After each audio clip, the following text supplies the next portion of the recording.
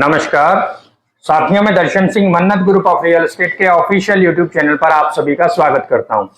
Yamuna expressway क्षेत्र में जितनी भी परियोजनाएं अब यहां डेवलपमेंट का भाग बन रही हैं, साथ ही साथ आने वाले समय में वो इस डेवलपमेंट का हिस्सा बनने वाले हैं, उन सभी का जो भी लेआउट है, जो भी प्लानिंग है, वो सभी 2041 के मास्टर प्लान पर निर्भर करता है। जी बिल्कुल, अब यमुना एक्सप्रेसवे क्षेत्र का जो भी डेवलपमेंट है उसको जितनी भी यहाँ पर बोर्ड बैठकें अब तक हुई हैं उसके आधार पर अब तक किया गया है। साथ ही साथ किसान से संबंधित वो किसान की डिमांड्स जिनको लेकर आए दिन यहाँ पर कहीं ना कहीं कुछ ना कुछ चीजें मतलब बिगड़ती हुई दिखती हैं, उनका भी निवारण बोर्ड बैठक में ही किया जाता है। जी बिल्कुल, आने वाली बोर्ड बैठक अब 10 जनवरी को होने जा रही है, जिसमें कुछ ऐसे मुद्दे हैं जिनको प्राधिकरण द्वारा रखा जाएगा और उस पर बहुत गहनता से विचार करते हुए आगे की प्लानिंग भी करी जाएगी।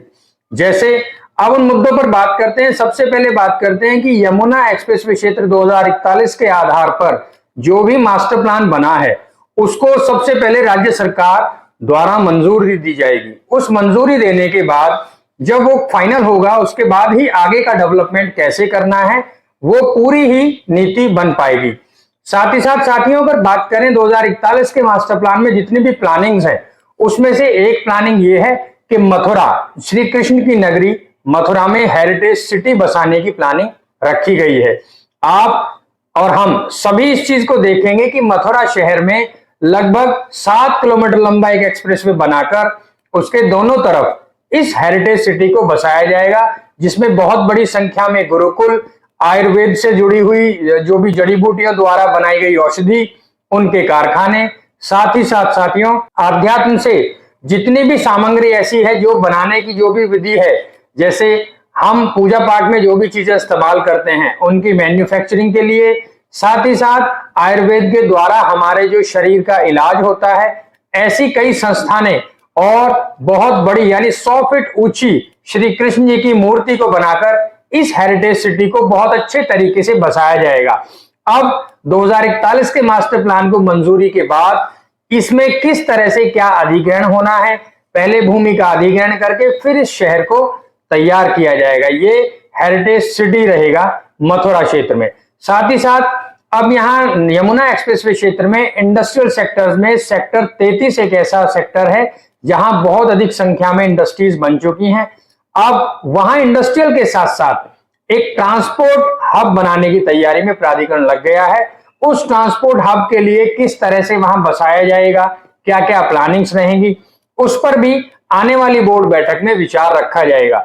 साथ ही साथ साथियों 2041 के मास्टर प्लान के आधार पर जो भी अधिग्रहण अब से आगे होना है उसमें किसान के हक में प्राधिकरण क्या कदम उठा सकता है उस पर भी बोर्ड बैठक में विचार रखा जाएगा, क्योंकि अब के बाद जो भी अधिग्रहण होगा उसमें प्राधिकरण ये पहल करेगा कि किसान से किसी तरह का कोई डिस्प्यूट ना हो। आप देखेंगे 2041 के मास्टर प्लान के अनुसार जितना भी अधिग्रहण होगा उसमें चीजों को बहुत अच्छी तरीके से डेवलपमेंट का हिस्सा बनाया जाएगा। साथ ही साथ आप देखेंगे जिस तरह से एक प्लानिंग हुई है यमुना एक्सप्रेसवे क्षेत्र में, जो एयरपोर्ट बना है वहां से जिस तरह से गांवों को दूसरी जगह शिफ्ट किया गया है, उसी प्लानिंग के आधार पर, उसी परियोजनाओं के आधार पर आगे प्राधिकरण ने डेवलपमेंट और अधिग्रहण करने की बात करी है।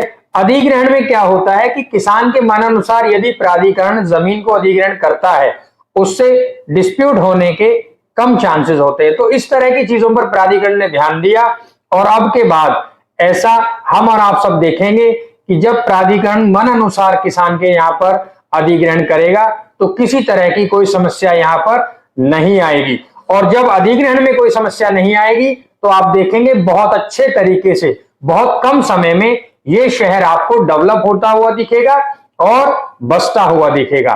तो साथियों यमुना एक्सप्रेसवे क्षेत्र में जितनी भी प्लानिंग्स हैं उन पर बात करते हैं। जैसे अभी फिल्म सिटी को लेके हाल ही में खबर आई है कि 4 कंपनियां ऐसी हैं जिन्होंने यहाँ पर टेंडर लेकर फिल्म सिटी में डेवलपमेंट करने की बात करी है। इसमें राज्य सरकार का भी बहुत बड़ा अहम रोल रहेगा।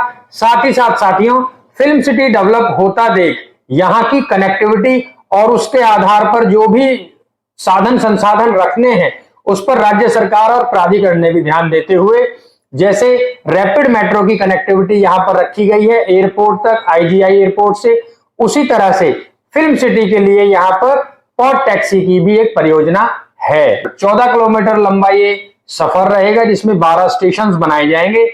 पॉड टैक्सी के साथ साथ साथियों, परी चौक यानी ग्रेटर नोएडा से लेके यमुना एक्सप्रेसवे क्षेत्र में बन रहे एयरपोर्ट और फिल्म सिटी को कनेक्ट करने के लिए यहाँ पे लाइट मेट्रो का भी प्रावधान रखा गया है। अब आने वाले समय में प्राधिकरण इस चीज पर गहनता से विचार करेगा और राज्य सरकार को इस पे रिपोर्ट देगा कि जो भी यहाँ पर साधन संसाधन जुटने हैं उनमें किस किस तरह से क्या क्या प्लानिंग रहेगी। इस सभी पर मोहर लगने के बाद ये चीजें आप यहाँ होता देखेंगे और ये शहर बहुत अच्छी तरह से बसता हुआ दिखेगा। अभी हाल फिलहाल अगर बात करें, यदि आप यमुना एक्सप्रेसवे क्षेत्र के निवेशक हैं तो आप भली भांति जानते हैं कि कितना अच्छा एप्रिसिएशन आप सभी को यहाँ की प्रॉपर्टी पे मिल रहा है। साथियों, यदि आप यमुना एक्सप्रेसवे क्षेत्र में निवेश करने का मन बना रहे हैं तो आपके लिए ये गोल्डन चांस है।